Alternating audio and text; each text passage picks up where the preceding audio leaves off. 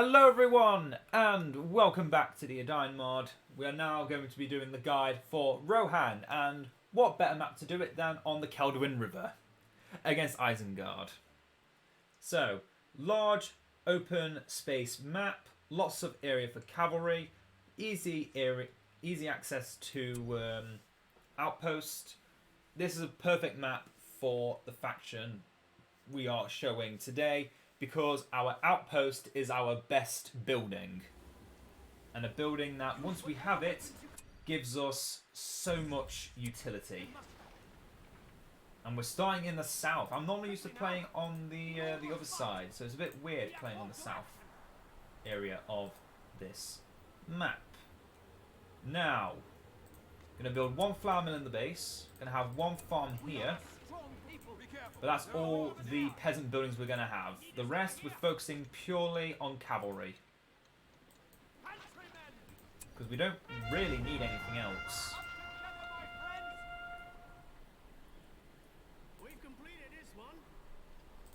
Now then, let's get 2 units of farmhands ready. We're going against a lot of trolls here. Let's get Edain, get a stud farm. And then just have a little waddle up so you can see exactly what we're up against. We have one troll between us and what we want. We have another troll, which is actually what we need to kill if we want to get what we want. So I'm going to move these peasants up here. I'm going to have Edain do a bit of a weird maneuver, but you're going to see once we get that first unit of farmhands exactly what we plan to do. I want to take this outpost straight away, but we also need the economy for it. There's also a troll here that, if he hits the right margin of being within the area of influence of that outpost, we're going to have to deal with it. So the best way to deal with that is to kill it and take its loot money for ourselves and use that to spend that money to build the exile camp. While currently we are going to get a few more stud farms so our economy can start rolling properly. So the way we do this, we want Edain to lure out the troll. Unfortunately, the enemy is on the way, but that's why we got the draft. It's fine. It's fine. Absolutely fine. We have the troll chase after Edain. Then those guys kill off them. And they're in my base, but we've got drafted defenders to save the base. And we can even spend a little bit of extra money on the sentry tower if we really felt like we needed it.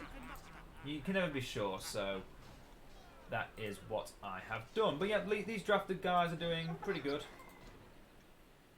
Got an extra unit of farmhands ready because Isengard is notorious for 2 things: siege spam and summoning cavalry and just having wild riders en masse constantly. Put those 2 things together, and the best counter is to just have pikemen. Having pikemen is just the best counter. Now we can get the exile camp, and I'm going to try and cheese this again, so we get the most out of this. Keep the farmhands back a little bit more. Have the troll chase Edain. Have our farmhands in place, kill the troll, destroy the lair, take the money, get the girl, you know, classic stuff. Didn't actually want that stud farm, so I accidentally spent 200, a little bit of a silly error on my end. It is absolutely fine. What we want to get is a rally post. It acts as a well, has a little tower to defend itself, and it is a way of getting one of our best heroes. Now, I want a Rohan armory. Then we want to get that rally post. The assembly post. It's all the same. The lair is gone. Let's build the assembly post. And then let us draft this farm down here. Now, since we have the exile camp, I have no current need for making more peasants. What I want instead is to make more Rohirrim. So let's get our first units of exiles. I'm going to make our way down here and take that out settlement for another farm so we get more economy and we can make our Rohirrim a little bit cheaper. Meanwhile, run these guys up. Get us another unit of scouts to deal with that. And then stud farm. There's more wargs up there. Wait, what? Did I not build it? Okay, now it's built. It cashed the check. The scouts have been killed. Let's take that building. And we'll keep the Rohirrim here so they are full health at all times. When we need them, we can send them out. The plan is to then use the peasant army to go up there, get that extra settlement, and then we can properly defend against whatever Isengard is throwing at us. In early game, especially on camp start, Isengard isn't that aggressive and they're not that powerful. They'll generate power points automatically, so there's no point in thinking, oh, if I leave them alone, they're not going to be strong enough to do with anything. Yes, they will. They get powers automatically, which also includes their economy generating powers. So they are definitely doing more than you are. No matter what you're doing, the Isengard AI has already done 3 times more. So you have to do everything as much as you can perfect. We've got 2 slots left. We could get an archery range to get gambling. I'm honestly not a fan of gambling. I just want to get more stud farms. Maybe another flour mill in case we need to peasant spam at some point. But for the most part, we only want peasants to deal with pikes. We could consider getting, what's the names, horse archers as well. Getting a stables, which I'm actually not against. Getting the Rohan stables is very important to Rohan, even if you're going with the exile camp. Okay, I'm going to do a little bit of a push up here, see what's going on. Because by this point, Isengard should have all their buildings level 3, all their upgrades done, you know, all that stuff. They should be full power by now. So whatever they have, it should be at full strength. Okay, we found Gollum. Don't want to catch Gollum just yet. We want Gollum when we have access to uncorrupted Theoden. Corrupted Theoden with the ring is a very bad choice. I did not want to put that as assembly post, but hey, it's made now. I'm not going to take it back. It can be a nice spot to heal in the middle of the map, if we so need it, which currently we don't. So I do regret making that, but it's fine. Mistakes get made. It can't be helped. I am, however, going to make sure this is a stud farm, and then move back to the base. And my peasants move up to destroy that Wagler and take that other settlement, which will be another stud farm. And now let's get the second hero of our roster, Theodred, who can summon towers passively that have west folders to defend them. So very good defending unit, attack post, I think it's called. It's weird. It's called the attack post, but it's better as a defensive building. You know. Make sure we destroy this before we build the building, because some of the money might get trapped inside. Theodred has arrived. Perfect timing. Now we may still be falling behind a little bit, but we have now got one of our best heroes. And one thing that Isengard lacks, that we have in quite a large amount, is good heroes.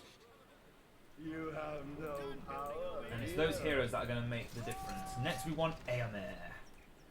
We must rise up. But then again, I don't know what they're doing. They're not siege spamming because they don't have enough plots, and they normally don't actually siege spam on camp starts. Hint, hint as to why I'm doing this on a camp start map. Because there's only so much siege spam you can get used to before you want to throw your head into a brick wall. Saying that as lovingly as possible, so people don't think I'm serious. Let's get Edain, and then we're going to build this into the King's camp. so we can get free units of our Rohirrim. I say free in command points, but they still have to pay for them. Okay, let the peasants heal. And I want to find out what this Isengard is doing, because they've not even made wargs. So I want to know what they're doing. It could just be because of the trolls. Isengard doesn't have any counter... Yeah, there we go. They don't have any counter to trolls in the early game without siege. So all they've been doing this entire time is just throwing their units into the trolls. The grace period we had is now over. We got Eomer. It could be a mistake. But we're making really big money because we've had that grace period. Playing on large open maps is what is Rohan's wheelhouse. Sadly, all the Rohan named maps are quite closed up, so you don't actually get the good chance to use that kind of thing.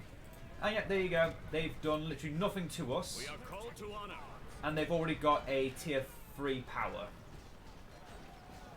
which is quite devastating if I let it do what it wants. So I should probably charge in there full throttle. This is our land. When we can, I want to also exile Eomer, because his powers are also pretty good. Mostly the spear throw. But, you know, every little helps. And that spear throw did do really good damage. However, we are also closing up on where we can cure Edain, so we might have to just forego that altogether. Victory will be ours. Okay, they're gone and dealt with. Gonna put another post here. The whole point of us doing this is so we can keep our vision. I don't want to give them any ideas that we are weak and they can just trample over us. So if they think they can, they've got to go through a whole bunch of defences first. Somehow they snuck into my base, or snuck onto my side of the map, and are now attacking. They've got pikes. I've got to counter in an appropriate manner, even, sorry, by spamming peasants. We must rise up. They must die. This is our land. Oh yeah, they've just been throwing their units into here. Now these guys are very tanky. They're about the same tier as the Urukai. Maybe a little bit higher without, maybe a little bit stronger while they haven't got armor and are only throwing pikemen at I me. will lead you. Forward. Let us make haste. We move onward. Hurry on. Okay, Eomer, since you're here, you might as well get banished. Might as well make it law friendly.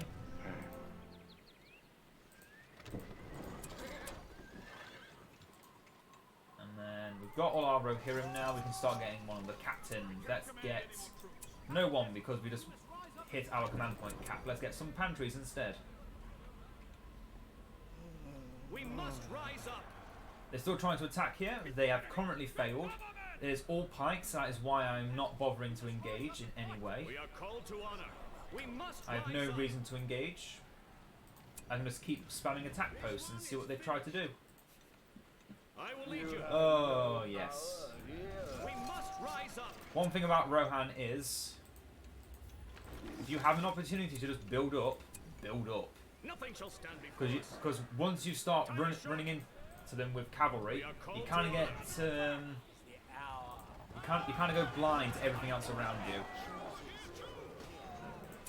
I will lead you. Remove this evil. Nothing shall stand before us. Hurry on.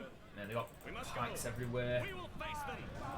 If you don't technically charge into them, they don't do they don't do revenge damage. They hurt a little bit still, but not something we can't deal with. Victory will be We knock them ours. down, They will taste and don't let them get back up again. That's also not doing revenge damage. This is our land. Let's get the captains.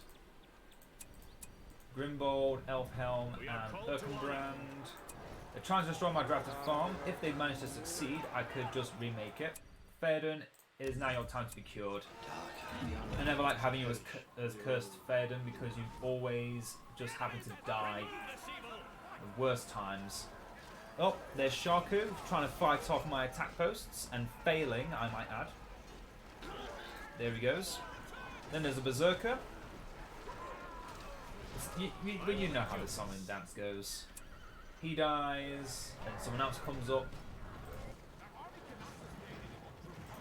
In this case, it's Lurtz.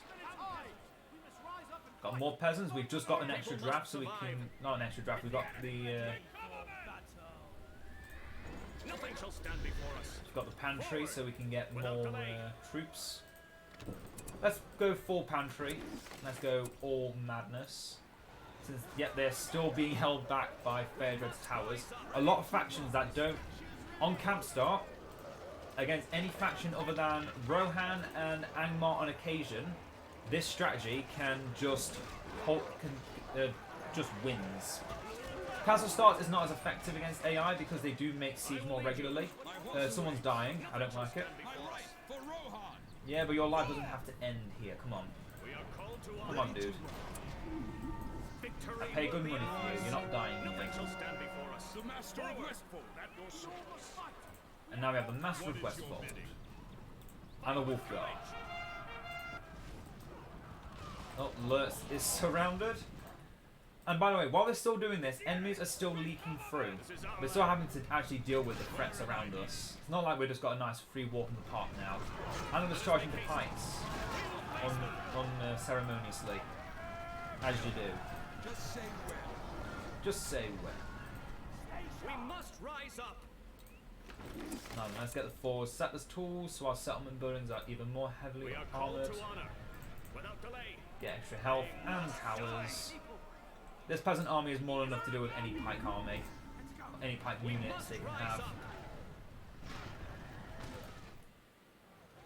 The only thing I was threatened by, and I've now should with this army for now until the late game when they start upgrading their stuff, should be fine. We'll have nothing to worry about.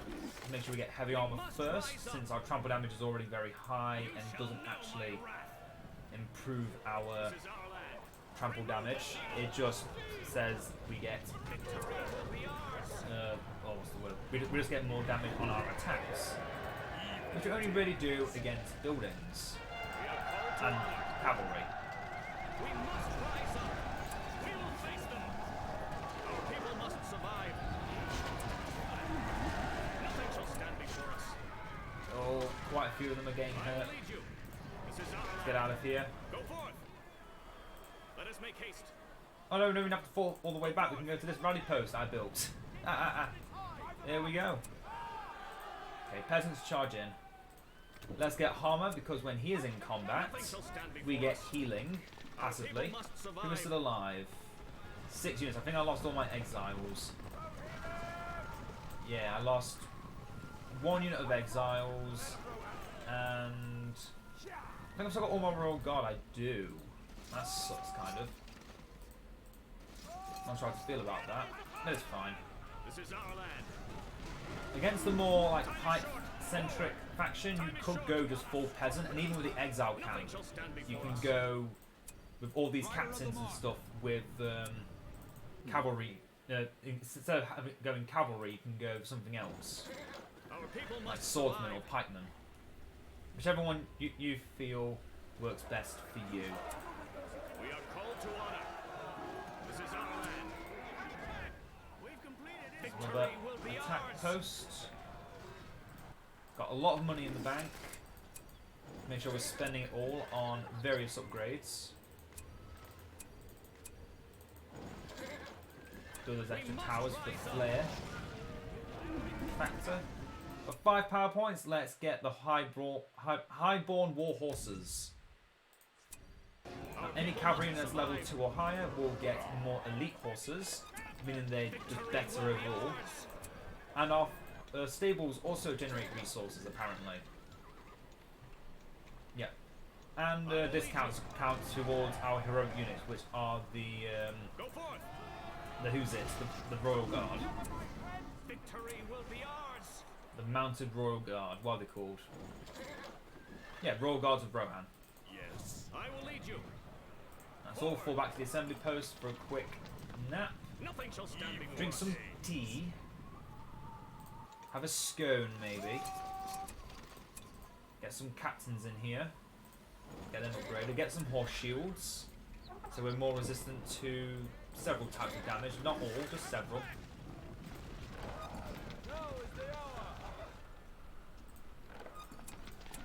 And next, we could also get Eowyn. We should probably get Eowyn, because the Isengard heroes do like to come back from time to time. We must rise up. Yeah, look at this. Look at this. Well, sadly, the centre bit isn't really as open field as the rest of the map, We move onward. so we don't always get like the best charges and such. But you know, 99% of the time we're still getting really good value just from This is our land. going around doing what we want. Fight for our people. Oh, I thought I had someone died. Evil is trapped. Where am I needed? Your attack is weak. Courage! Courage for our friends! Get Eowyn in there. Give her a horse. Make sure everyone has armour. I will lead you. We move onward. Don't charge the pikes, charge anything else. Anything else. They've been making very few non-pike units this game. They definitely know what they're doing this game in terms of unit diversity.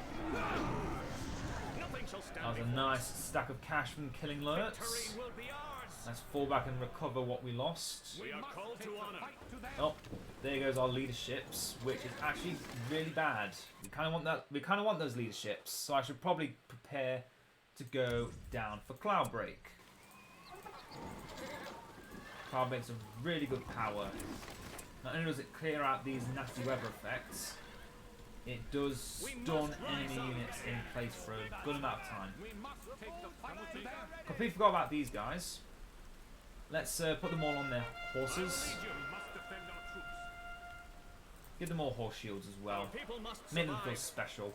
AMA was still here because he got crippled and I completely forgot about him. I'm sorry, AMA. You almost died due to my incompetence. Nothing shall stand before us. I will lead you. And there we go. The rest of the Rohirrim are here. Go forth. Let's do some pushing.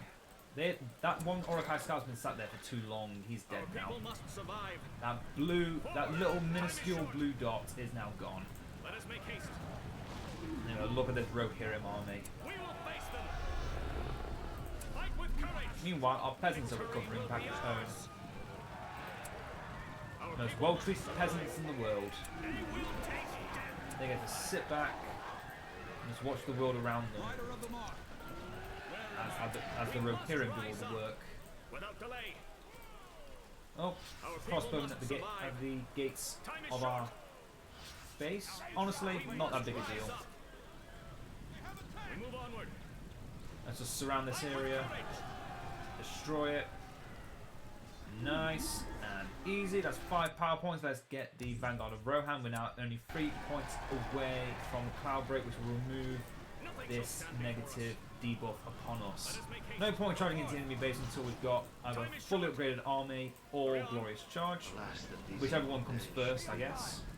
I honestly don't know which will come first. We are called to honor. Oh, but they haven't built up this outpost. That's why they've been struggling so much. My life for Rohan. I feel like once the second an AI gets an outpost, their strength just escalates ridiculously. Like, it shouldn't escalate that much with such a small upgrade, but it really does. My life for Rohan. May I help? Might be something that gets looked into in the future. Yeah, some maps the AI can just dominate by taking outposts, which just which they can just spam stuff out because they get really good economy boosts from doing nothing. Nothing shall It's a pain in the ass if you ask me. Riders of Rohan! Just to make sure it's experience for killing these dudes. Assemble the army. We must rise up. Can be found. You shall know my I say we're close to winning now. I say that is a piece of shit that needs to be destroyed. Of course they had this, and for some reason my tower can't defend itself. I will lead you. We Oh are well. called to honor. We'll just kill them.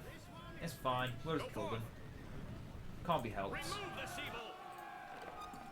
They want to play nice, I just have to kill them. I will lead you. There's the laws of nature. Short. We must You go. behave or you die. Move onward. Go forth. Well, law of nature, not the law of the world. We've got a few more strict rules We must go. we're hereby. There we go. My wrath. We just charge in. We're not full strength, but we're very, very close to being full strength. Your attack is weak. Victory will be ours. Whereas we're as close to being full strength as we ever will be. We might as well just charge into them. Because the AI isn't putting up enough of a fight to really worry about anything. If they were putting up more of a fight, I'd be like, okay, we'll keep holding back a little bit more. Make sure we got like 450 command points built up before we try and kill them off. But they are just sitting back doing nothing for most of this game, sadly. But it also just is a good way of showing how Rohan plays. If you get an exile camp, great. You're going to have a very, well, not an easy game, but if you can keep that exile camp alive, you're going to have a very easy game. We will face them.